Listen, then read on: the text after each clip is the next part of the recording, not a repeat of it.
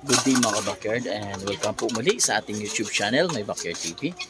Ngayon po, nandito ulit tayo sa ating backyard kasi today is another Sunday. So, I need to update what happened to my backyard right now. And kung ano ba yung mga ano natin ngayon, no? Ano natin, yung hindi po problema, yung update talaga, no? So far,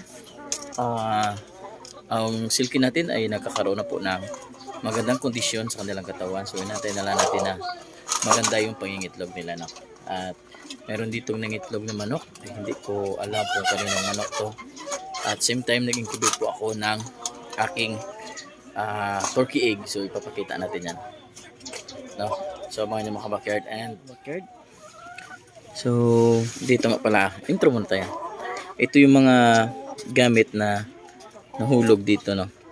So hindi pa to nalinis sa baba. Ito yung ginagamit ko na brooder. May nakita ako dito, ito 4 na pirasong itlog, no?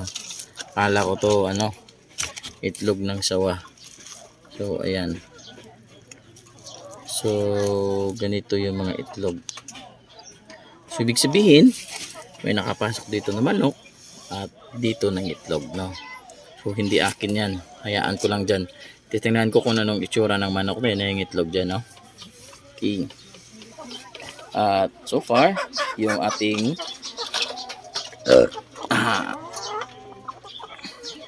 yung kubra natin na frizzle, gumanda na po yung kondisyon ng katawan niya. Unti-unti na pong nagkaroon ng development, no? So kung makikita nyo, pumula na siya. Katatapos ko lang yan purga. So napurga ko na ulit yan.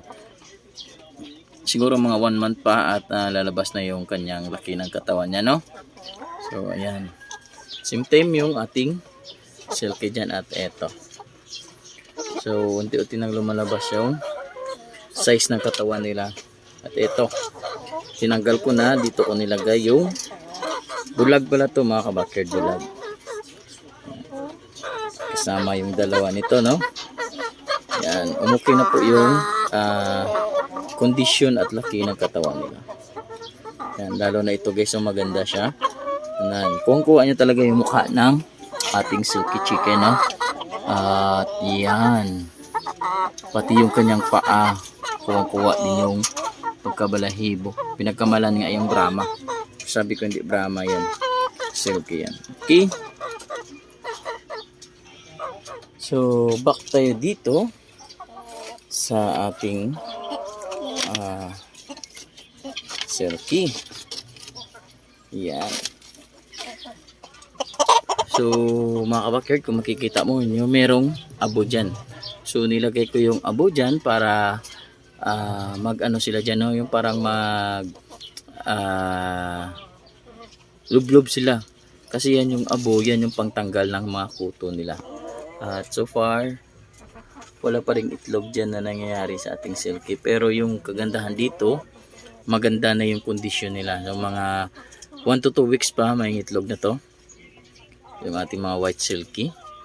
Yan, yung dalawang native na babae na cross sa silky. Yan, maganda na rin yung kondisyon ng mga katawan nila. So, ayan mga backyard, yung ano muna natin dito sa ating backyard, no? Wala pa naman tayong malalaki. So mamaya ipapakita ko yung in-incubate ko na turkey eggs. Okay. Nandito tayo sa ating rabbitan, no? Okay, maganda yung araw, mainit.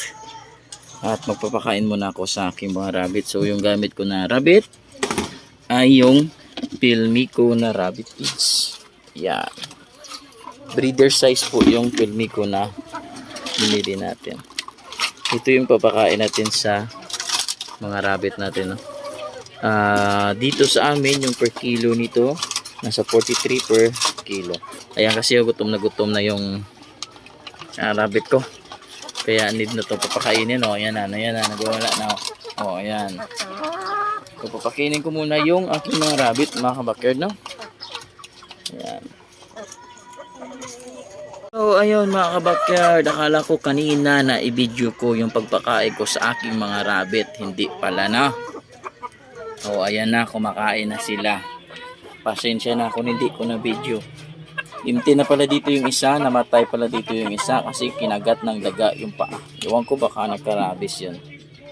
So ayan na, kumakain na sila. Nakalimutan ko kanina yung video. Okay. Yan, lahat ng mga rabbit natin dito ay kumakain na, no? Ayan, naka-uniform talaga yung ulo nila kung saan nakaharap yung pagkainan nila, no? So dandan tayo papasok mga kabakard. Gray, black, gray, black, black, black, at saka gray sa dulo. Tapos sa baba, brown, gray, black, gray.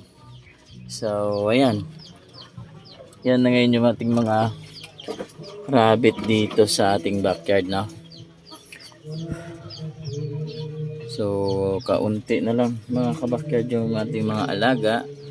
Dala ng nagbawas talaga tayo, no, sa pag alaga ng mga rabbit. Saka yung ating manok. So yan. So guys, nag-iisipan ko kung kunin ko to i-incubate or hindi, no. So pinag-iisipan ko pa to. Hayaan ko na lang dyan. Ngayon pupuntahan natin yung ano natin, pina-incubate natin na itlog ng turkey natin, no, na galing sa tiki, pinadala sa akin dito. So yung ginawa ko ay binilisan ko na yung pag-incubate, no. So pupuntahan natin. Ito na nga pala yung aking incubator. So nasa 37.4 yung kanyang init. So ayan, sa loob nilagyan natin ng humidifier dun sa loob para malaman natin kung gaano kataas yung humidity. So ayan, yung ginamit kong incubator, yung maliit ko na ref na incubator. Yung gamit ko pa naman dito ay ceramic valve. Ito yung mga itlog ng turkey. Yan yung tubig ko sa baba, maliit lang kasi konti. Yan, kung mapapansin mo yung itlog ng pabo, mayroong dot na kulay brown. Yan yung mga itlog ng pabo. So 12 pieces ito, pinadala galing Antique kasi yung mga pabo ko doon na hindi dumadami. So yung oras natin is 12. Yung init is 35.7 kasi nabuksan natin, no. Yan. So hanggang dito na mga backyard, and God bless.